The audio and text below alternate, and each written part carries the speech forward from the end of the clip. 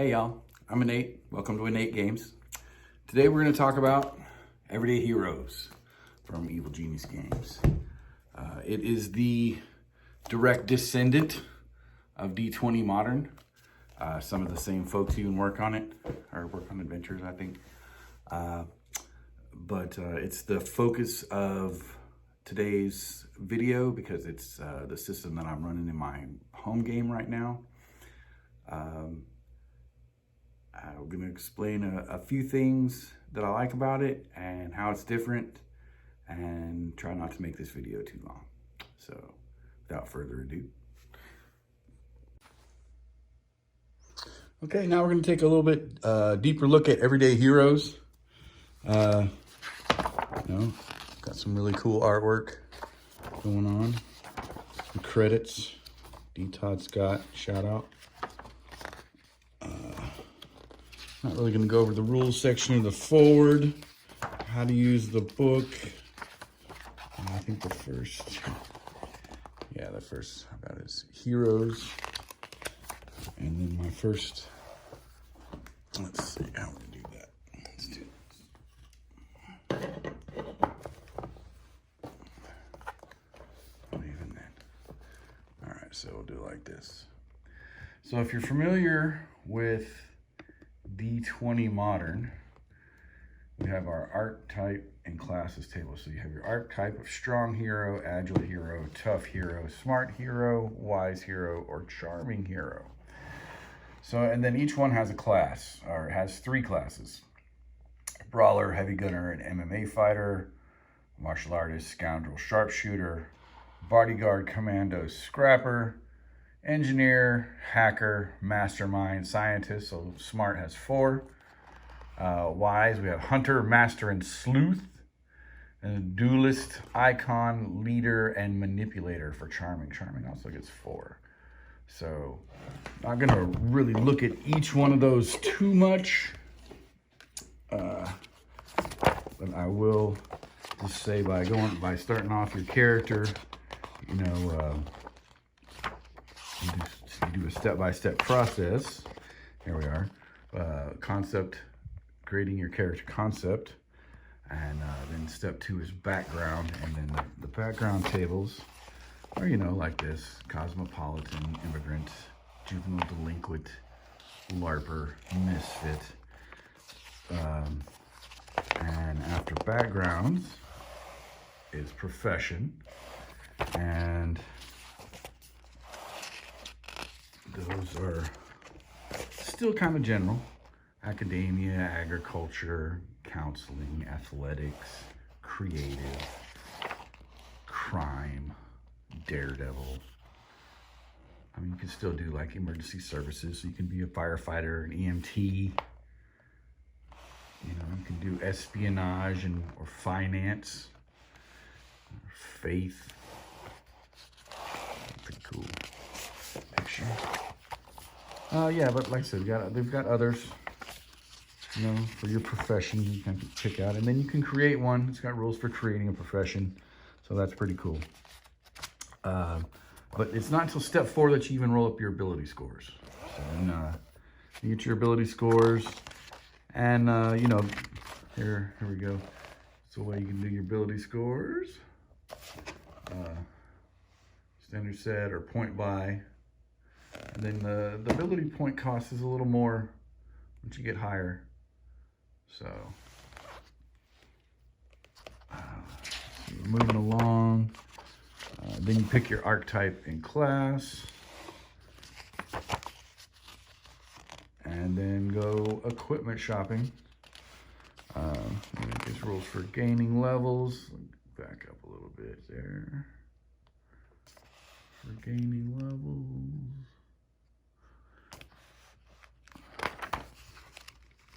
Background. Let's go to the next bookmark. So here we have wealth table descriptions. So like if you have a wealth 2, you're in the lower middle income range, probably renting an apartment with a modest furnishings and driving a reliable car. You likely have some debt, but are managing it. So, that's probably most folks. you know, upper middle income range, likely own a home and one or more cars. Money might be tight at times, but your finances are secure, and any debt you have is less than the assets you own. That's between those two. That's pretty much everybody I know. I mean, I know a couple of higher and lower and higher wealth levels, of course. But that's how that works. And then anything that you want to buy, like an everyday pack, clothes, jeans, t-shirt, jacket, sneakers, gear, bag stuff, pocket stuff, car stuff, no weapons or armor, which is price level 2. So if you have a wealth of 2 or 3, then you don't even have to roll to get that. You just can get it. There's lots of packs, back up, that you can get. And then kits over here, price and their bulk. Yeah, that's bulk is 5 plus your strength modifier. So that's how this game deals with weight and stuff like that. Let's see.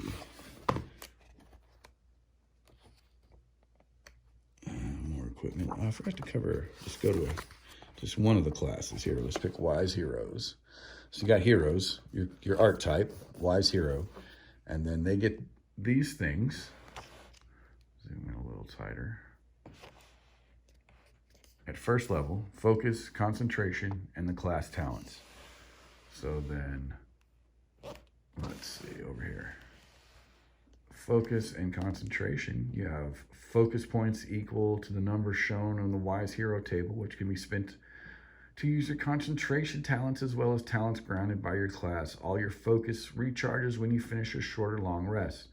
And then concentration. When you fail a wisdom ability check, you can spend 1 focus to re-roll that check. This can only be used once per ability check. And then at first level, you have 2 focus points. All right. So that's the Wise Hero. But then you picked the Hunter. All right. So with the Hunter, your saving throws are Strength and Wisdom. You choose 3 skills from acrobatics, arts and crafts, athletics, endurance, insight, medicine, perception, stealth, and survival. You get the basic equipment and advanced equipment. So the way equipment kind of works is you just know the basic proficiencies of equipment. So I get a character sheet here. If I can get the top part of the character sheet. There it is. So it'll show you here. So equipment proficiencies, you know, basic and advanced or military, or you can get military after you know advanced, and then you can learn historical after you learn basic, or you can learn improvised after you learn basic. Haven't had a character I've made yet know improvised, but so then hunting expertise. Choose one from endurance, perception, and stealth and survival, and you must be proficient in it to take expertise in that skill. So, you know, twice your proficiency modifier. And then it's got a couple of equipment recommendations. But then over here, your class talents: Hunter Companion, Hunter's Mark, Animal Husbandry. So you go to Hunting Companion. You have an animal companion that can hunt beside you and obeys your commands. You can choose among the companion types listed for the hunter. See companion rules for full details on how companions can be commanded in combat. So they do have their own, companions do have their own list of things they can do in combat, whether it be a wolf or an owl or a flying drone or a dog drone robot or whatever. Then they also get Hunter's Mark. As a bonus action, you can spend 1 focus to mark an opponent you can see, and your hunting companion gain the following special advantages against the target you have marked. Advantage on perception checks to find it. Animal companion have advantage on streetwise and survival to track or chase.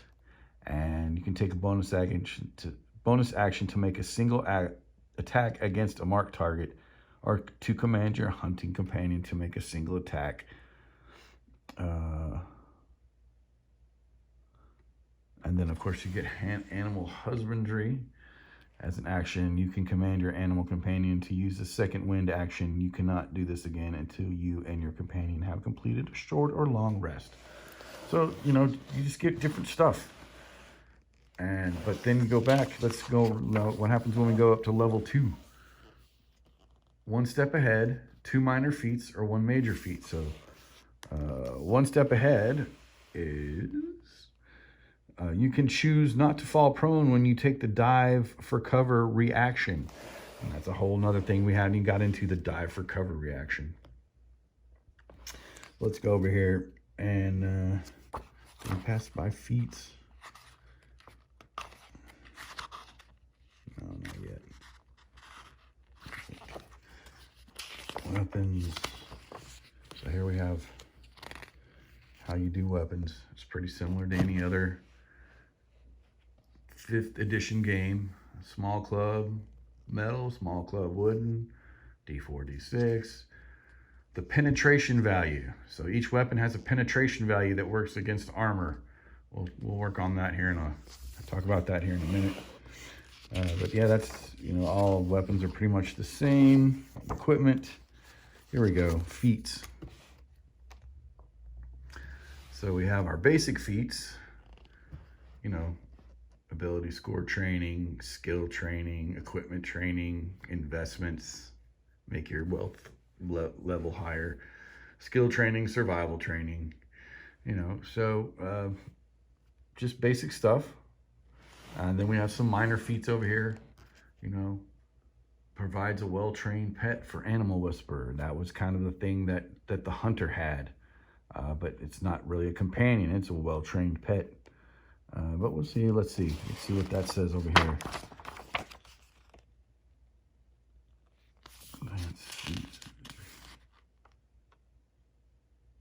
Animal Whisperer. You gain a special bond with your pets and are good with animals. You gain advantage on ability checks made to influence animals. You can train a tiny to large size animal to perform a variety of behaviors at your command. So there are other things that go along with it. So it does have other feats, minor feats continued, and then it has advanced feats. So Fortune Soul, re-roll 3 attacks, saving throws, or ability checks per day. I don't know of another game that has a feat that can do that. Gorilla, ambush enemies from the shadows. Harrier, block melee attack while retreating. So that's just the kind of thing. But then you have your multi-attack feats, or multi-class feats, I mean. So you get your archetype feats. So you can take if we were a wise hero like we were before, we could take a strong hero training and gain the skills and talents from each of the archetypes. So we would take the skills and talents from the strong hero training. Then after that, then we can do something like take brawler training. And then, you know, you have to be like level 4, I think, for that. And then once you reach like level 8, you can take advanced class training. So we can take advanced brawler training. So we can have a wise hero who has taken the hunter class and still have some of the brawler aspects. So he'd be like a hunter brawler multi-class. And that's how that works in this game. Let's see what else we got going through here. Combat, conditions, different ways to do skills. All right, so here's something we wanted to cover. Is armor value. So here's something that we want to cover. Is first aid is an intelligence check in this game. See, the intelligence medicine. And then here's some of your, you know, mostly DC 10s, stabilize and so forth. Just want to make sure we got that in there. All right, what it means to lose hit points in Everyday Heroes is that you don't necessarily are physically damaged. It could also mean a character had dodged, deflected an attack at the last moment, but that doing so took some of the fight out of them. Might mean the character got lucky and as a potentially devastating attack glanced off them, but that their luck is running out. So it's that kind of thing. It's not necessarily being damaged. However, if you are damaged, each time a hero is damaged while at 0, no, that's not what I was looking for. Personal armor in everyday heroes does not make a character harder to hit. Instead, it offers a chance to block potentially fatal hits. The rules for personal armor are used only when damage to a combatant is about to take will reduce them to 0 hit points.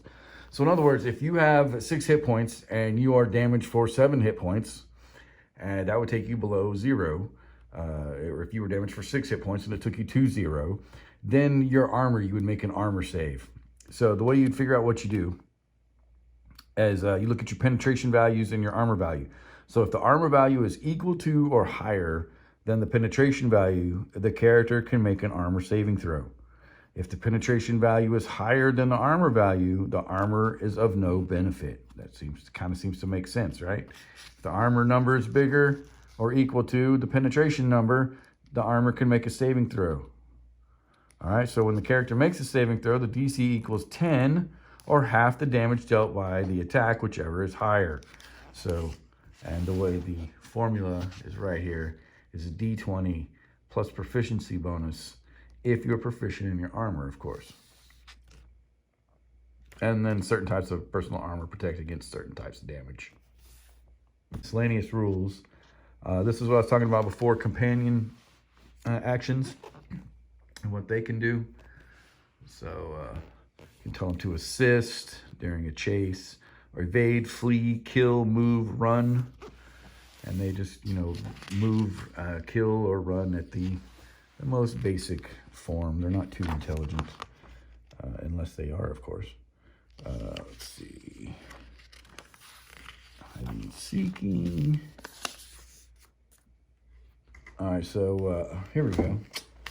This is what I was looking for. It was for breaking stuff. Armor and penetration value. Armor is always compared to the penetration value with 3 general outcomes. If the armor value of the object is greater than the penetration value of the attack or effect targeting it, the object is unharmed by the attack and blocks attacks from passing through it. Or if the armor value of an object is less than the penetration value of an attack or effect, the object is destroyed or penetrated by the attack, and the attack can effectively pass through the object.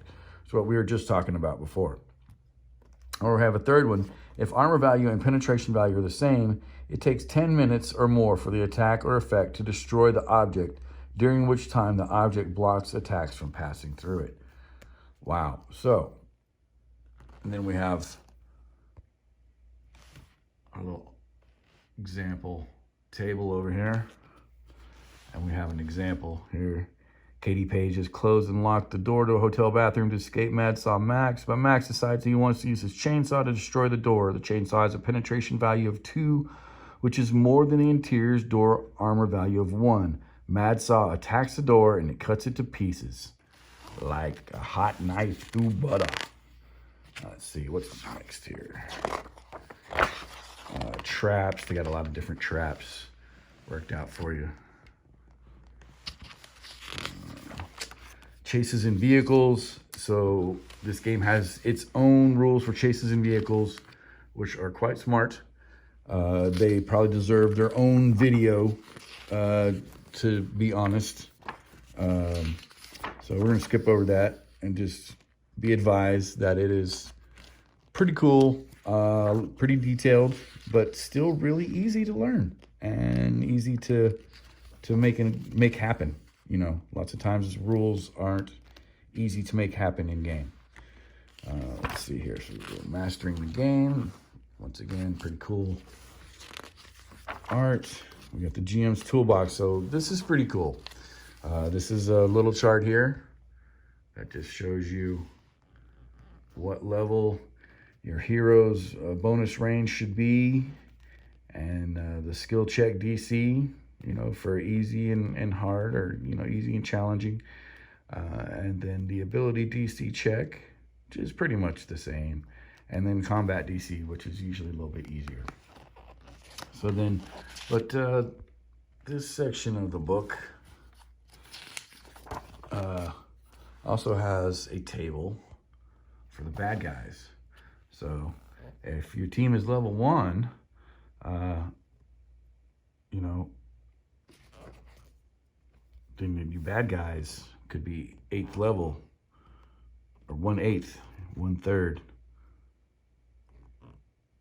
So you only want to could send 3 of those guys, I guess, or 8 0 level guys you could send, or 3 1/8 guys, or 1 1/4 guys.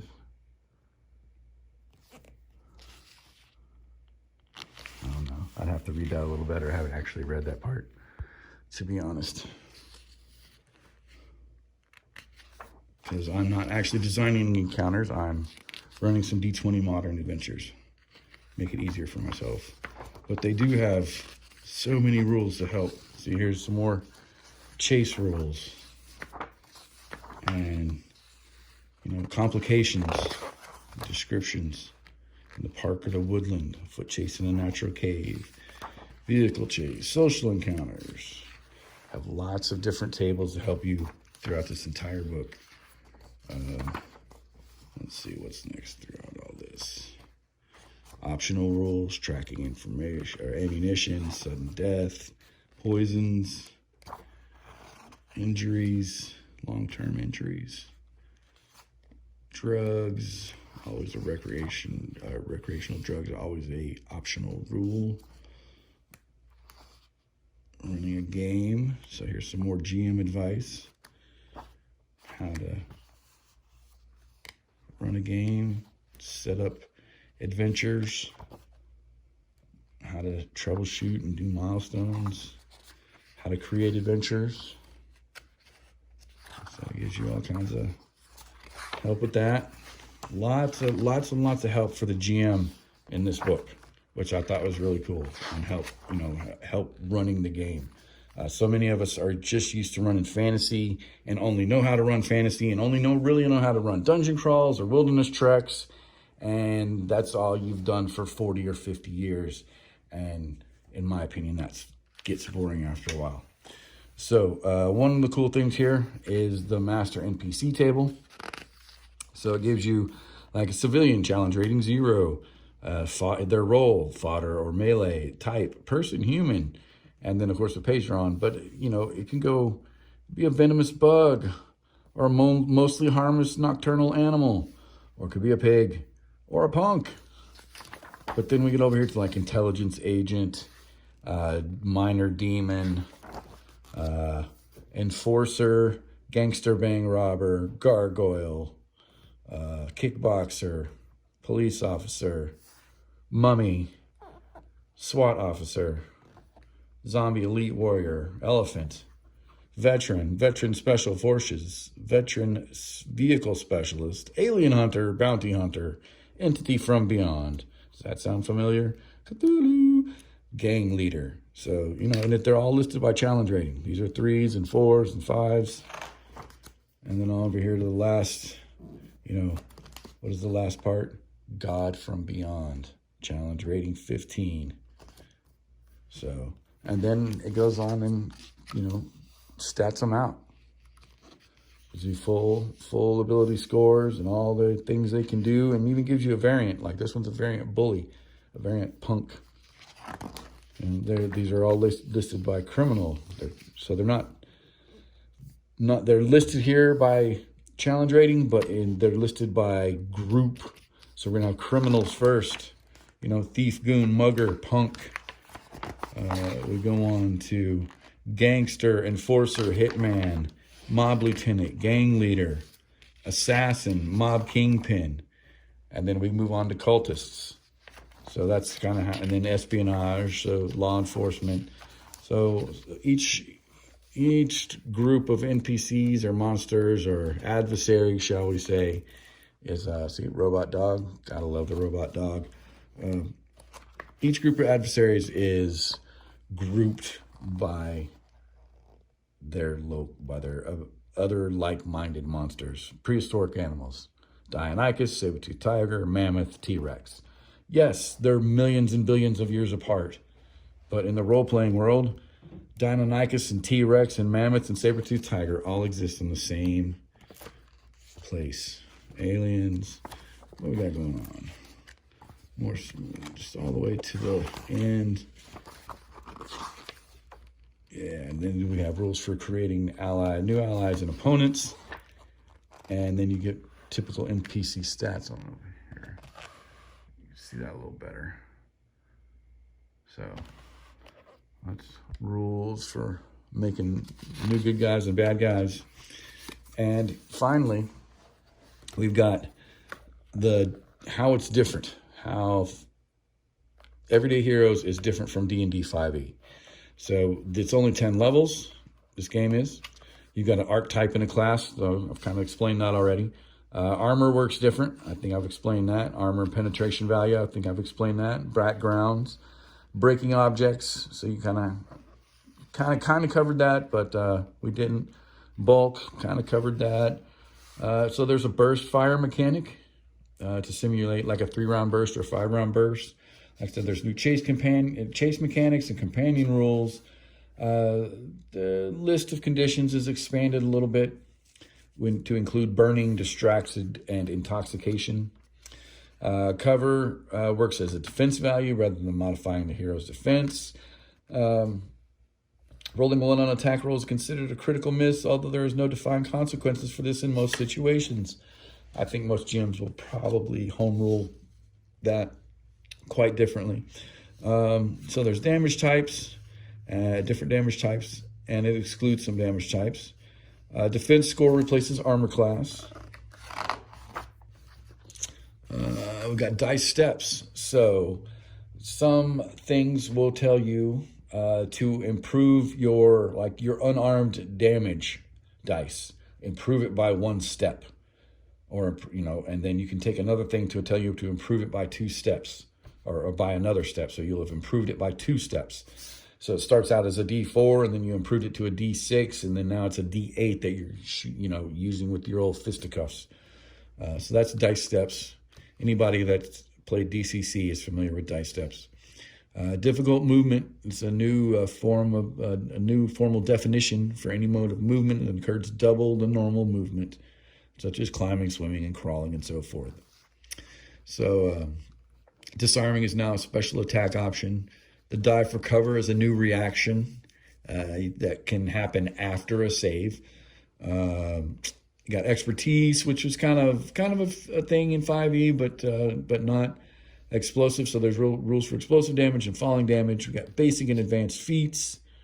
Feats are a standard part of the game, not an optional rule. There's 2 sizes. It just said that, basic and advanced. And then there's minor and major or something like that too. But firearm explosive properties, first aid works a little differently. Like I said, intelligence, and it does a range of effects here in this game. It's possible to hit friendly and have friendly fire. Heroes are called heroes instead of characters. That's a minor thing.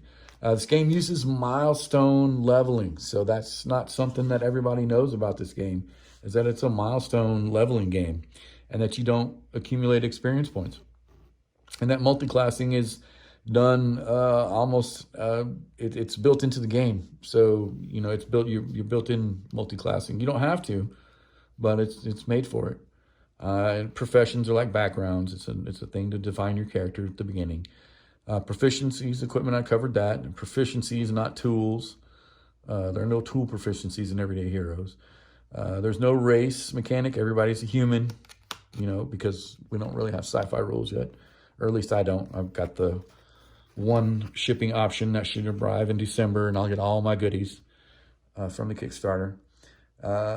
Reload is a standard definition for an action made to reload a weapon that uses ammunition. The type of action required is determined by the weapon for applicable weapon. So depending on the weapon, your reload could be a bonus action or it could be a regular action. The resting, rules for receiving medical care by skilled allies during a rest. All heroes have the second wind action, which that's something that nobody in my group has taken advantage of yet, because they're not really reading the rules. Even though I used the old ribbon and showed them, still don't use it. Yeah, skills, 22 skills, base skills in everyday heroes, and reflect the modern setting, special attacks and suppressive fire and suffocation rules, talents, special abilities offered by backgrounds, professions, art types, classes, and feats are called talents. That's just confusing. Traps, I showed you the trap thing. Unarmed damage, CSO is D4 and it can be improved depending on your archetype or feat or class. There's rules for vehicles, and the wealth and price level have changed. And then it gives an index. And that's pretty much the basic walkthrough for Everyday Heroes.